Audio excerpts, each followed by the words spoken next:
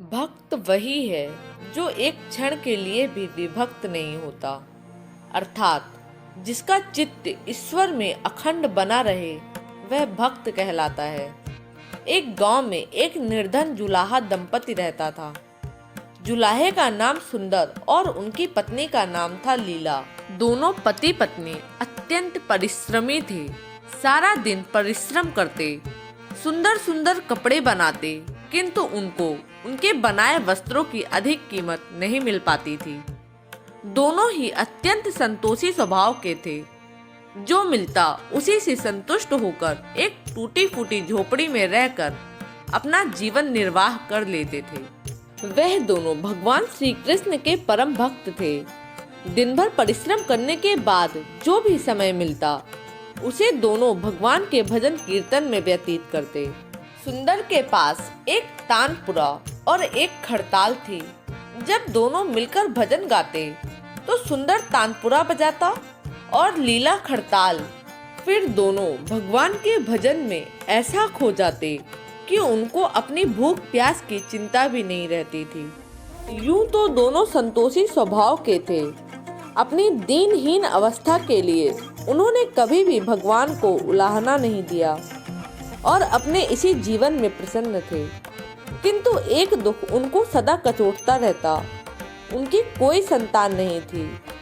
उसको लेकर वह सदा चिंतित रहते थे, किंतु फिर भी सदा भगवान में मग्न रहते थे। इसको भी उन्होंने भगवान की लीला समझकर स्वीकार कर लिया और निष्काम रूप से श्री कृष्ण के प्रेम भक्ति में डूबते रहे। जब उनकी आयु अधिक होने लगी तो एक दिन लीला ने सुंदर से कहा कि हमारी कोई संतान नहीं है। कहते हैं कि संतान के बिना मुक्ति प्राप्त नहीं होती। अब हमारी आयु भी अधिक हो चली है, न जाने कब बुलावा आ जाए। मरने के बाद कौन हमारी चिता को अग्नि देगा और कौन हमारे लिए तर्पण आदि का कार्य करेगा? कैसे हमारी मुक्ति होगी? सुंदर बोला, तू क्यों चिंता करती है? ठाकुर जी है ना, वही सब देखेंगे। सुंदर ने यह बात तो कह दी, किंतु वह भी चिंता में डूब गया। तभी उसके मन में एक विचार आया। वह नगर में गया और श्री कृष्ण के बाल गोपाल रूप की एक प्रतिमा ले आया। घर आकर बोला, अब तुझे चिंता करने की कोई आवश्यकता नहीं है। मैं यह बाल गोपाल लेकर आया हूँ। हमारे कोई संतान नहीं है, तो वह भी इन्हीं की तो लीला है। हम इनको ही अपने पुत्र के समान प्रेम करेंगे। यही हमारे पुत्र का दायित्व पूरा करेंगे। यही हमारी मुक्ति करेंगे। सुंदर की बात सुनकर लीला अत्यंत प्रसन्न हुई। उसने बाल गोपाल को लेकर अपने हृदय से लगा लिया और बोली, आप बिल्कुल ठीक कह रहे हैं। आज से यही हमारा लल्ला है। दोनों पति पत्नी ने घर में एक कोना साफ करके वहां पर स्थान बनाया और एक चौकी लगाकर उस पर बाल गोपाल को विराजित कर दिया। तब से जुलाहा दंपति का नियम हो गया। वह प्रतिदिन बाल गोपाल को स्नान कराते, उनको धुले वस्त्र पहनाते, अपनी संतान की तरह उनको लाड लडाते, उन्हीं के सामने बैठकर भजन कीर्तन करते और फिर वहीं सो जाते। जुलाहा अपने हाथ से बाल गोपाल के लिए सुंदर वस्त्र बनाता और उनको पहनाता। इन सब में उन दोनों को बड़ा आनंद आता। धीरे धीरे दोनों बाल गोपाल को अपनी संतान के समान ही प्रेम करने लगे। लीला का नियम था कि वह प्रतिदिन अपने हाथ से अपने लल्ला को भोजन कराती, तब स्वयं भोजन करती। लल्ला को भोजन कराते समय उसको ऐसा ही प्रतीत होता मानो अपने पुत्र को ही भोजन करा रही हो। उन दोनों के निश्चल प्रेम को देखकर करुणा निधान भगवान अत्यंत प्रसन्न हुए और उन्होंने अदृश्य रूप में आकर स्वयं भोजन खाना आरंभ कर दिया। लीला जब प्रेम पूर्वक बाल गोपाल को भोजन कराती तो भगवान को प्रतीत होता मानो वह अपनी माँ के हाथों से भोजन कर रहे। उनको लीला के हाथ से प्रेम पूर्वक मिलने वाले हर कौर में माँ का प्रेम प्राप्त होता था।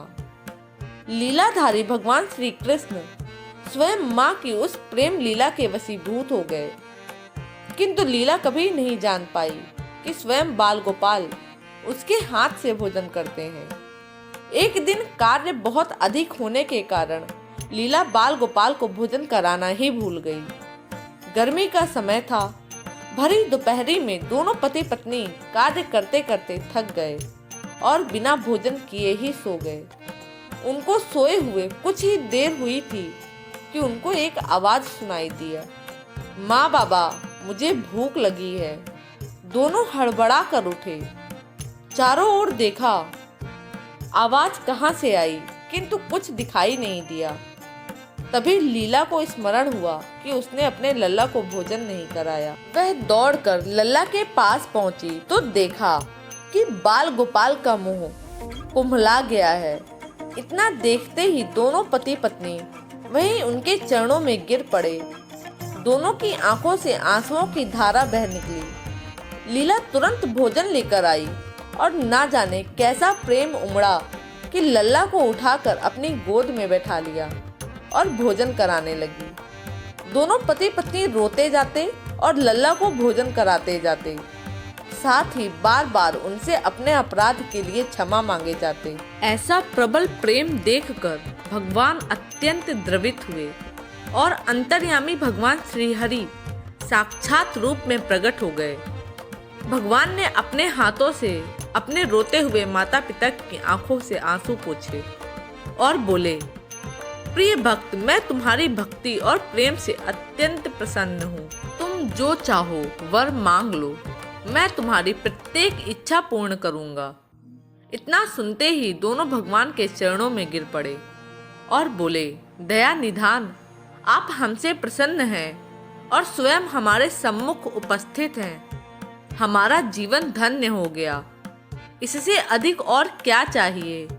इससे अधिक किसी भी वस्तु का भला क्या महत्व हो सकता है? आपकी कृपा हम पर बनी रहे, बस इतनी कृपा करें। श्री हरि बोले, यदि तुम चाहो तो मैं तुम्हारे जीवन में संतान के अभाव को समाप्त करके तुम्हें एक सुंदर संतान प्रदान करूंगा। यह सुनते ही सुंदर और लीला एकदम व्याकुल होकर बोले, नहीं भगवान, हमको संतान नहीं चाहिए। उनका उत्तर सुनकर भगवान ने पूछा, किंतु क्यों? अपने जीवन में संतान की कमी को पूर्ण करने के लिए ही तो तुम मुझको अपने घर लेकर आए थे।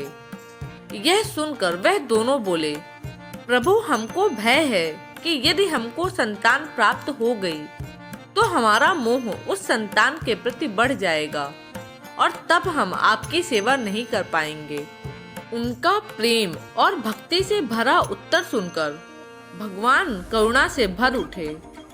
स्वयं भगवान की आंखों से आंसू टपक पड़े और बोले, हे मैया और बाबा, मैं यहाँ आया था आपके ऋण को उतारने के लिए, किंतु आपने तो मुझको सदा सदा के लिए अपना ऋणी बना लिया।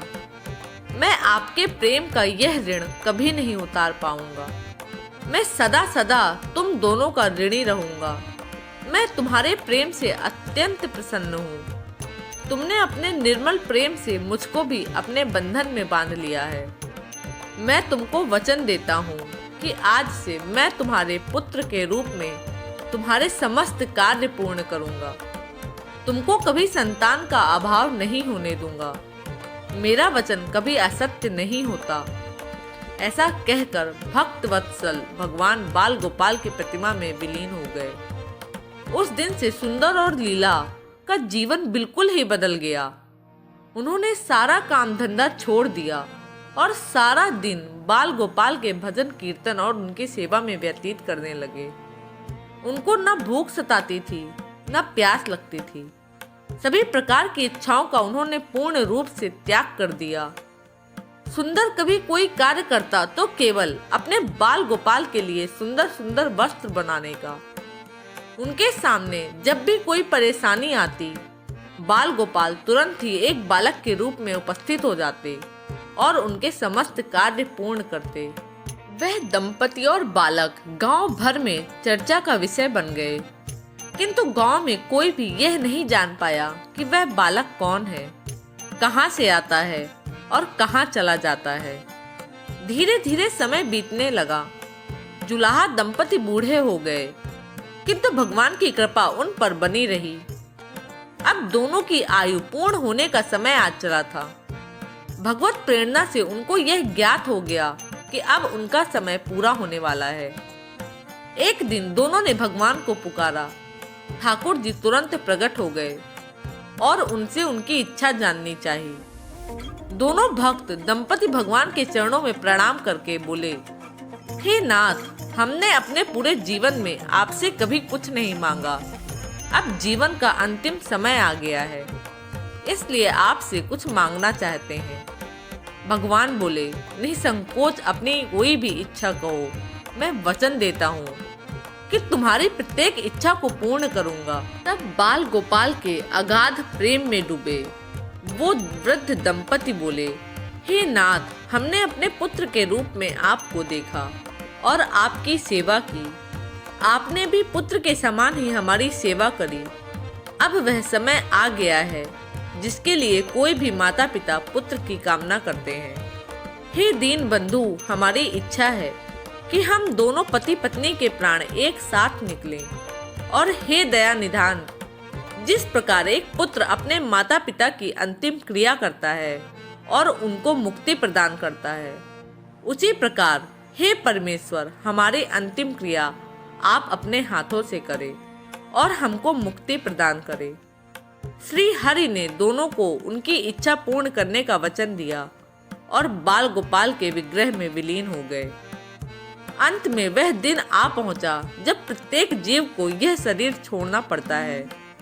दोनों वृद्ध दंपति बीमार पड़ गए। उन दोनों की भक्ति की चर्चा गांव भर में थी, इसलिए गांव के लोग उनका हाल जानने उनकी झोपड़ी पर पहुंचे। किंतु उन दोनों का ध्यान तो श्री हरि में रम चुका था। उनको नहीं पता कि कोई आया भी था। नियत समय पर एक चमत्कार हुआ। जुलाहे की झोपड़ी एक तीव्र और अलौकिक प्रकाश से भर उठी। वहां उपस्थित समस्त लोगों की आंखें बंद हो गईं। किसी को कुछ भी दिखाई नहीं पड़ रहा था। कुछ लोग तो झोपड़ी से बाहर आ गए, कुछ वहीं धरती पर बैठ गए। श्री हरि अपने दिव्य चतुर्भुज रूप में प्रकट हुए। उनकी अप्रतिम शोभा समस्त सृष्टि को अलौकित करने वाली थी। वातावरण में एक दिव्य सुगंध भर गई। अपनी मंद मंद मुस्कान से अपने उन भक्त माता पिता की ओर देखते रहे। उनका यह दिव्य रूप देखकर दोनों वृद्ध अत्यंत आनंदित हुए। अपने दिव्य दर्शनों से दोनों को तृप्त करने के बाद करुणा निधान लीलाधारी समस्त सृष्टि के पालनहार श्री हरि वहीं उन दोनों के निकट धरती पर ही उनके सिराहने बैठ गए।